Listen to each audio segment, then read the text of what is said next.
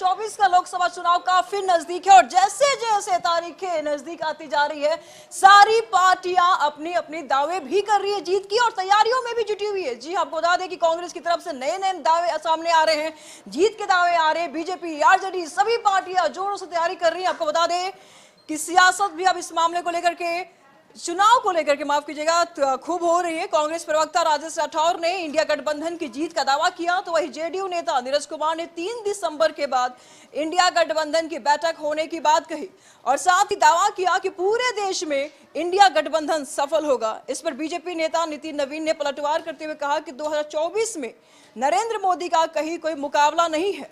विपक्ष के लोग अपने अपने भ्रष्टाचार को छिपाने में जुटे हैं। बता दें आपको कि 23 जून की पटना की बैठक से नीतीश कुमार ने नरेंद्र मोदी के खिलाफ जो मुहिम शुरू की थी वो 3 महीने से शांत है। INDIA गठबंधन के नेताओं के बीच कोई संवाद नहीं हुआ है। कांग्रेस के नेता लगातार 5 राज्यों के चुनाव प्रचार में व्यस्त रहे। पटना की बैठक में 15 पार्टियों के नेता पहुंचे थे। इसके बाद बेंगलुरु की बैठक में गठबंधन का नाम तय हुआ और मुंबई की बैठक में कोऑर्डिनेशन कमेटी बनी। गठबंधन में शामिल होने वाले पार्टियों की संख्या बढ़कर 26 हो गई, लेकिन इसके बाद मोदी विरोधी मुहिम धीमी पड़ती गई। संयुक्त रैली करने पर विचार हुआ, लेकिन रैली नहीं हो पाई। INDIA गठबंधन का संयोजक कौन होगा ये तय नहीं हो सका। बीजेपी से मुकाबले के लिए रणनीति पर चर्चा नहीं हुई और ना ही सीट बंटवारे पर कोई फैसला हो सका। इसी बीच 5 राज्यों में विधानसभा चुनाव का ऐलान हुआ। कांग्रेस के नेता चुनाव में व्यस्त हो गए और सब कुछ शांत हो गया। इस मुहिम की शुरुआत करने वाले नीतीश कुमार भी इससे नाराज दिखे। 2 नवंबर को पटना में CPI की रैली में नीतीश ने कहा कि अब जो कुछ होगा वो 5 राज्यों के चुनाव के बाद ही होगा। इस मुद्दा पे नरेंद्र मोदी जी 2014 में आए थे कि सस्ता गैस मिलेगा, महंगाई कम होगा, अच्छे दिन आएंगे, 15 लाख रुपया खाता में जाएगा, हर साल 2 करोड़ लोगों को रोजगार मिलेगा। नरेंद्र मोदी के नेतृत्व में देश कंगाल हो गया। नरेंद्र मोदी के नेतृत्व में किसान बदहाल हो गया। नरेंद्र मोदी के नेतृत्व में दलित, शोषित, वंचित, पिछड़ा का अधिकार छीना गया। इस सन मुद्दों के साथ इंडिया गठबंधन चुनाव मैदान में जाएगी। विधानसभा चुनाव के बाद कांग्रेस पार्टी का राष्ट्रीय नेतृत्व निश्चित रूप से इस दिशा में आगे बढ़ेगा, चूंकि हमारी यह पार्टी की स्पष्ट समझ है कि कांग्रेस के बगैर वैकल्पिक राजनीति की बात की नहीं जा सकती है। तीसरा मोर्चा, चौथा मोर्चा बोगस है और क्षेत्रीय पार्टियों की भूमिका को नकारा नहीं जा सकता है। मेरा ये मानना है कि 10 साल में नरेंद्र मोदी जी का जो लीडरशिप दिखा, जिसको दुनिया ने जिसका लोहा माना, मैं मानता हूं कि वो अपने आप में एक बड़ा विषय रहेगा। तो एक तरफ नरेंद्र मोदी जी की नेतृत्व और दूसरी तरफ नरेंद्र मोदी जी का काम, ये दोनों हमारे लिए 2010 के लिए अहम मुद्दे होंगे।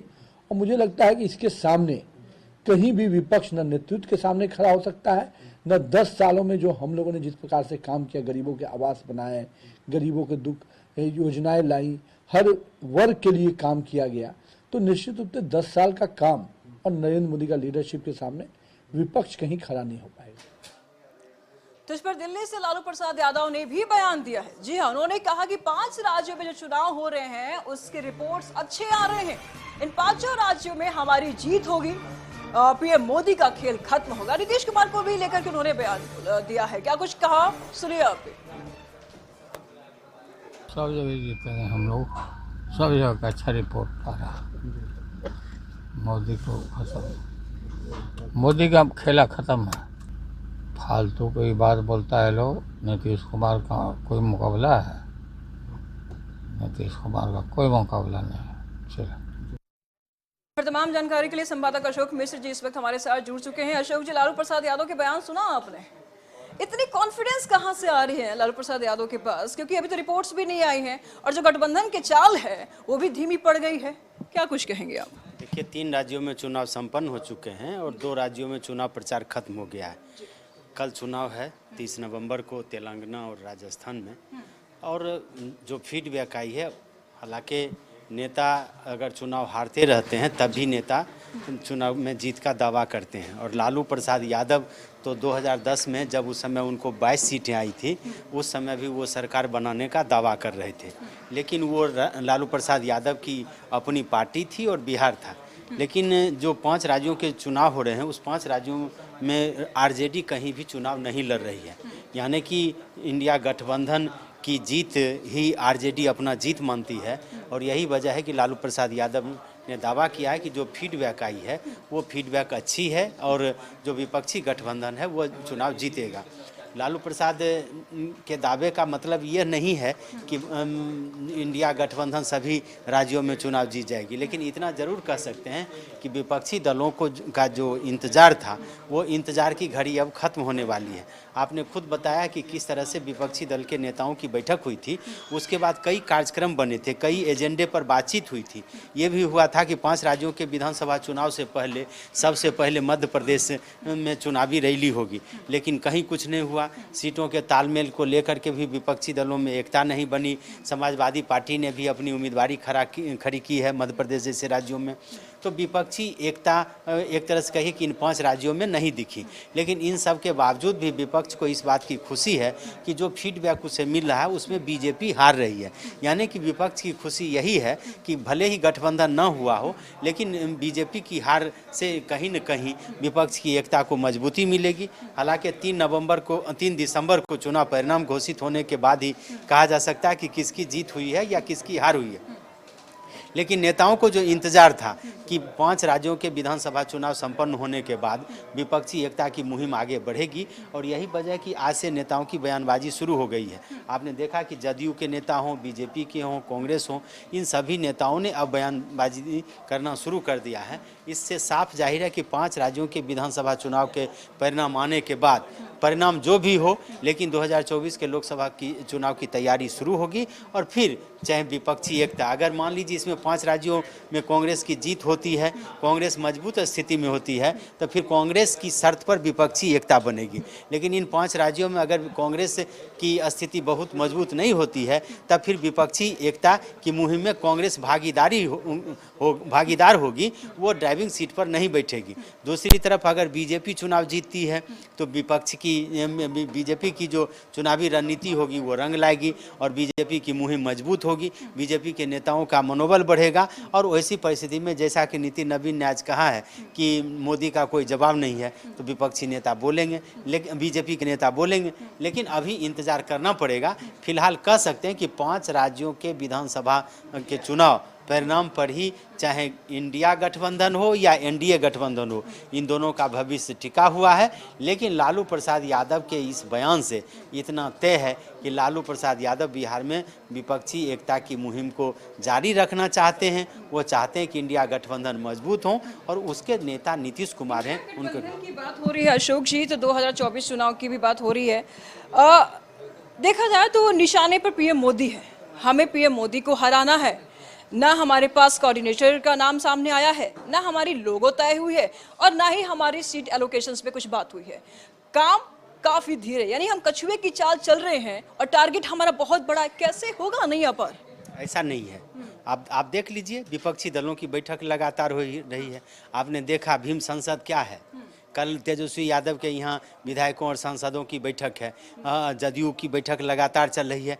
तो बीजेपी तो चुनाव मोड में है ही, लेकिन ये कह लीजिए कि राजनीतिक दलों के नेता अपने तरीके से, उनके कार्यकर्ता अपने तरीके से चुनाव की तैयारी कर रहे हैं। बिहार में जैसी जानकारी हमें है कि उस हिसाब से कहिए कि जो इंडिया गठबंधन के दल हैं, उन दलों के बीच जो सीटों का तालमेल है उसमें भी एक तरह से आम सहमति बनी है। एक तरह से कहिए कि उन लोगों में एक है कि किसको किस सीट पर लड़ना है। ये सीटों का चयन भी हो चुका है, संबंधित उम्मीदवारों को भी इसका संकेत दिया जा चुका है। लेकिन मूर्त रूप तब होगा जब सभी नेता एक साथ बैठेंगे, यानी कि सभी नेता और जानते हैं ज़मीनी हकीकत कि किस लोकसभा क्षेत्र में किस राजनीतिक दल की हैसियत मजबूत है, यानी कि उसका जनाधार ज़्यादा है। तो ऐसी परिस्थिति में इसको लेकर के एक तरह से कहिए कि आंतरिक रूप से कहीं न कहीं सहमति बनी हुई है। लेकिन जब सब मिल कर के बैठेंगे तब एक एक सीट पर विचार होगा और उसके बाद एक प्रत्याशियों का चयन होगा। प्रत्याशियों के चयन के पहले सीटों का चयन चयन होगा, फिर प्रत्याशियों का चयन होगा। तो ऐसी परिस्थिति में वो अभी एक लंबी प्रक्रिया है। लेकिन ये कह सकते हैं कि 5 राज्यों के चुनाव को लेकर के जिस तरह से विपक्ष की राजनीति कुंद हो गई थी, उसको फिर से धार मिलेगी और इस 5 राज्यों के चुनाव परिणाम पर ही विपक्ष के का जो गठबंधन है उसका भविष्य तय होगा। ऐसा नहीं लगता अशोक जी कि समय कम है और इंडिया गठबंधन को अपनी गति बढ़ाने की जरूरत है? मैंने पहले ही कहा, सबका अपना अपना काम है, लोग कर रहे हैं और चुनाव के वक्त फिर उसमें गति आएगी। आंतरिक रूप से तैयारी चल रही है और इसके पीछे मुख्य मकसद यही है कि जो नेता हैं अपने कार्यकर्ताओं से फीडबैक ले रहे हैं कि किस सीट पर चुनाव लड़ा जाए और चुनाव अगर लड़ें तो उम्मीदवार कौन हो, उम्मीदवार अगर वो हो तो फिर चुनावी तैयारी कैसी हो, चुनावी तैयारी अगर है तो हर बूथ पर हम कैसे पहुँचे, इन सब बातों को लेकर के ये और जातीय गणना की रिपोर्ट, आरक्षण में वृद्धि, शिक्षकों की बहाली, भीम संसद, ये आपको चुनावी तैयारी नहीं दिखता है क्या? यह सारी की सारी चुनावी तैयारी है। लेकिन इंडिया गठबंधन की अगर हम बात करते हैं तो हम तो नेशनल लेवल की बात करते हैं ना। ये तो हम बिहार में देख रहे हैं कि हाँ, इस प्रकार से जेडीयू तैयारी कर रही है, वो तो अपनी पार्टी के लिए भी कर रही है अगर इंडिया गठबंधन की बात करें। लेकिन इंडिया गठबंधन में तो पूरी कंट्री की अगर हम बात करते हैं, 5 राज्यों में जो चुनाव हो रहे हैं उसमें तैयारी नहीं है क्या? देश में सिर्फ 5 राज्य ही नहीं है। ठीक है, तो है, सब जगह सभी राज्यों में इस तरह की तैयारी चल रही है। सभी दलों की अपनी अपनी हैसियत है, राजनीतिक हैसियत है और उसके मुतालिक वो तैयारी भी कर रहे हैं। लेकिन इतना जरूर कह सकते हैं कि इसमें सबकी नज़र उन 5 राज्यों के विधानसभा चुनाव पर है और उस 5 राज्यों के चुनाव परिणाम ही विपक्ष और सत्ता पक्ष दोनों का भविष्य तय करेंगे।